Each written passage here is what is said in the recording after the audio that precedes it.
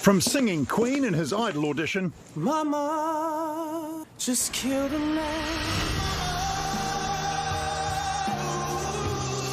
stepping into the shoes of Queen's original idol, the one and only Freddie Mercury. So you think you can stop me and sleep my eyes? Adam Lambert has impressed even the biggest Queen fans. Kicking your can all over the place, singing. But if fronting the world's biggest rock band wasn't enough, he's kept busy paying tribute to iconic divas,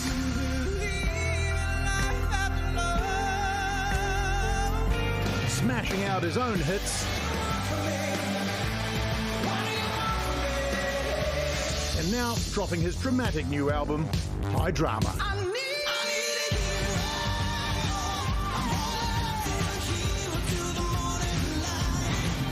Please welcome Adam Lambert.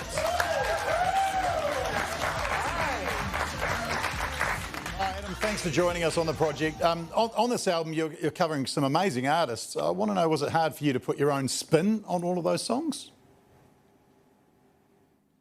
The idea behind the whole album, that's what made me so excited. That was my favorite part, is getting in the studio and figuring out a way to really make them my own and to reinvent them. You know, it's a real creative exercise to come up with a new instrumentation for something.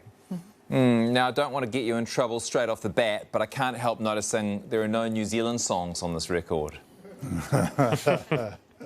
Oh, so sorry. Send some suggestions through, though, you know. Maybe at some point I'll do one, you know? Yeah, like you didn't consider Lord or someone? Ah, yeah. I like Lord. Lord's good. I like Lord. Oh, good. I should have. Maybe that's on the next time I do one of these. Maybe. Please, because just by saying you like Lord, New Zealand has now officially forgiven you. I love Lord. I do. Adam, what does being a rock star mean in 2023? Is it still wild nights, trashing hotel rooms, or is it a bit more subdued now? I mean, I turned 41 this year, so it's definitely not quite as wild as it once was. But I still have fun from time to time. I think it's just less frequent. I know what that's like. I'm getting a tiny bit older myself, and I think it takes like 3 or 4 days to recover now. Yeah. I mean, that Getting Older song here on High Drama is very fitting. I think no matter how old you are, I think everyone can relate to that song. Billie Eilish was 19 when it came out, and it was real to her. And then when I heard the lyrics to it, I was just like, oh my gosh, I totally relate to this. Is there a part of you that hears a 19-year-old singing a song called Getting Older and you're like, oh, come on? Well, I think that in my mind, it's more like, just get ready for about 20 years from now. Then tell me how you feel. Exactly. Adam, a big part of your life is being a frontman for Queen. So, in a way, you must be used to tackling songs that are precious to people?